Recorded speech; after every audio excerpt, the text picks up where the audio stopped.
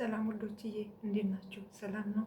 እኔ ጋር እግዚአብሔር ይመስገን ደህና ነኝ። እንዴት ናችሁ ማሮቼ? ፕሊዝ ቪዲዮን ተመልከቱልኝ፣ ሰብስክራይብ አድርጉልኝ።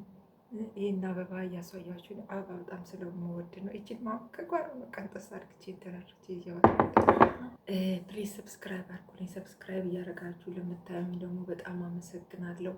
ቪዲዮዬ ሰብስክራይብ እንትን ብሎ ላይፍ ገብቼ እንዳወራ የእናንተ ድጋፍ ያስፈልጋልኛል እና ስለምታዩልኝ አመሰግናለሁ። እግዚአብሔር ይስጥልኝ። ለምን መሰላችሁ? ላይፍ ላይ ገብቼ ዩቲዩብ ላይፍ ላይ ገብቼ እንድሰራ ከፈቀደልኝ ክፍሌ ውስጥ ማታ ማታ መክፈት እችላለሁ ማለት ነው።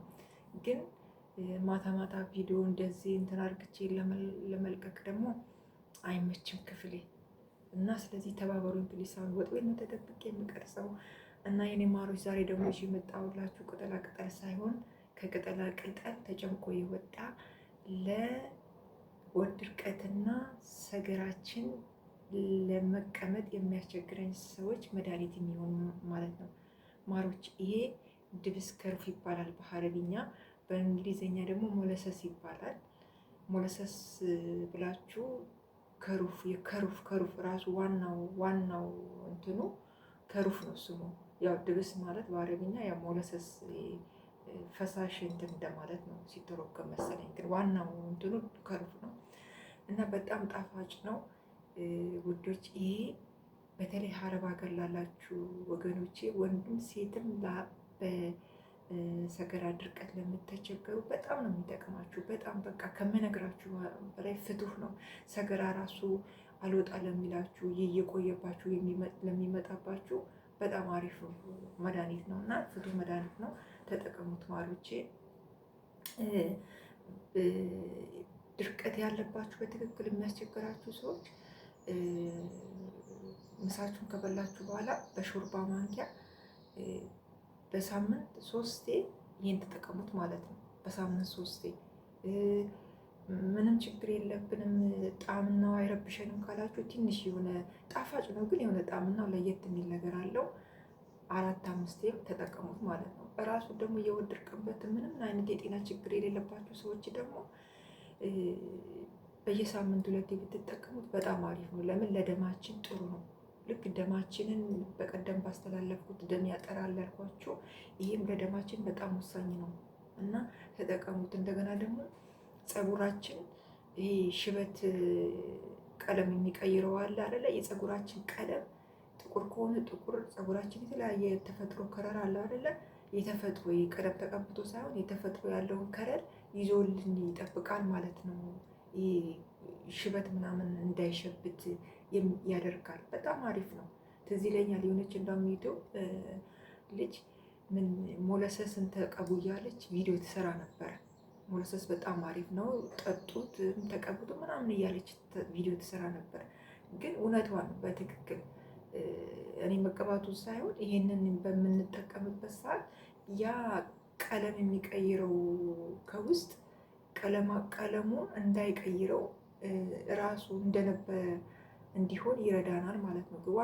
ዋናው ግን እኔ ውዶችዬ እኔ ልነግራችሁ ላስረዳችሁ የመጣው ለሆድ ድርቀት ሰገራ አልወጣ ያላችሁ ክንታሮት የሚያስቸግራችሁ ሰዎች ባይዘወይ ክንታሮት የሚመጣው ከሆድ ድርቀት የተነሳ ነው። ሰገራችን አልወጣ ሲለን የመቀመጫችንን ተጭኖ ተሰነጣጥቆ ስለሚወጣ ያ የተሰነጣጠቀው ተወጥሮ አይደል የሚመጣ። ያ የተወጠረው ደግሞ ወደ ቦታው ተመልሶ ሲገባ ያኔ ለምጠጥ ያለ ነገር ሲሰበሰብ ኩምትር ይላል አይደል? ያ ኩምትር እያለው ከጊዜ ብዛት እየተሸበሸበ የማበጥ ምልክት ያመጣና ወደ ክንታሮት ይቀየራል ማለት ነው። እና ውዶችዬ ያ እንዳይሆን እኛ ይሄን ሰገራችን እንዳይደርቅብን ተወጣጥሮ ተሰነጣጥቆ ደምቶብን እንዳይወጣ ይሄንን እንጠቀም። በጣም ይጠቅመናል። እባካችሁን ኢትዮጵያም ሀገር ቤትም ላላችሁ ሰዎች እንደዚህ አይነት ችግር ለሚያጋጥማችሁ ይሄ ሞለሰስን ኦንላይን አማዞን ላይ አዛችሁ መጠቀም ትችላላችሁ። በተለይ ሀረብ ሀገር ያላችሁ እህት ወንድሞቼ እርግጠኛ ነኝ እንደዚህ አይነት ችግር ሲኖርብን ለማዳሞች እንደዚህ ሆድ ድርቀት አለብን ምናምን አንልም። ሽንት ቤት 1 ሰዓት 2 ሰዓት ግማሽ ሰዓት የሚቆዩ ልጆች አሉ ተቸግረው በዚህ ማለት ነው።